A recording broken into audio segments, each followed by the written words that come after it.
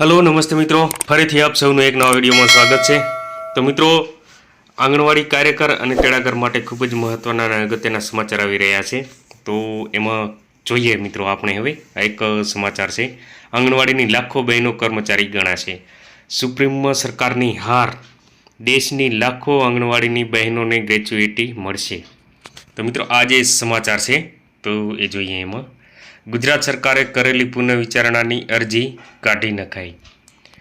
ગુજરાત આંગણવાડી કર્મચારી સંગઠન દ્વારા સુપ્રીમ કોર્ટમાં તારીખ 25 એપ્રિલ 2022ના રોજ એક પિટિશન દાખલ કરવામાં આવી હતી, જેમાં ગુજરાત સહિત દેશભરના આંગણવાડી વર્કર અને હેલ્પરોને પેમેન્ટ ઓફ ગ્રેચ્યુઇટી એક્ટ લાગુ પાડી નિવૃત્ત થયેલ, રાજીનામું આપેલા કે અવસાન પામેલ વર્કર હેલ્પરને અન્ય કર્મચારીઓની જેમ ગ્રેચ્યુઇટી ચૂકવવાનો આદેશ આપ્યો હતો, પરંતુ તેની સામે સુપ્રીમ કોર્ટમાં ગુજરાત સરકારે પુનઃવિચારણા માટે અરજી કરી હતી, જેમાં દલીલો સાંભળ્યા બાદ સુપ્રીમ કોર્ટે આ અરજી કાઢી નાખી છે અને આ રીતે રિવ્યુ પિટિશન ડિસમિસ કરતાં ગુજરાતની 1 લાખ સહિત દેશની લાખો આંગણવાડી બહેનોને ગ્રેચ્યુઇટી ચૂકવવાના પ્રશ્ને અંતિમ કાનૂની વિજય થયો છે।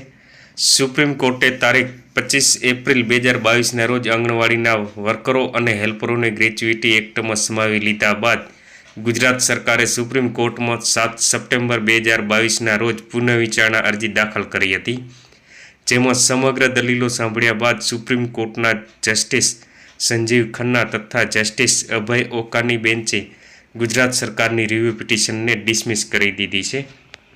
એટલે કે ગુજરાત સરકાર દ્વારા જે આ બાબતે જે પિટિશન દાખલ કરવામાં આવી હતી તો તેને સુપ્રીમ કોર્ટે રિજેક્ટ કરી છે, એટલે કે રદ કરી દીધેલી છે।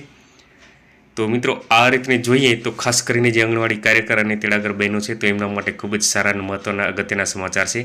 અને એમાં એવું પણ જણાવવામાં આવ્યું છે કે જે ICDS જે છે એ પ્રોજેક્ટ અત્યારે પ્રોજેક્ટ તરીકે ગણવામાં આવે છે, પરંતુ સુપ્રીમ કોર્ટના આ જે આદેશ છે એ મુજબ એને પ્રોજેક્ટ નહીં પરંતુ એક સંસ્થા ગણવી એ પ્રકારનો ચુકાદો જાહેર કરવામાં આવેલો છે। તો ખાસ કરીને દેશની જે કંઈ પણ આંગણવાડી કાર્યકર અને તેડાગર બહેનો છે તેમના માટે આ ખૂબ જ મહત્ત્વના અને અગત્યના સમાચાર છે।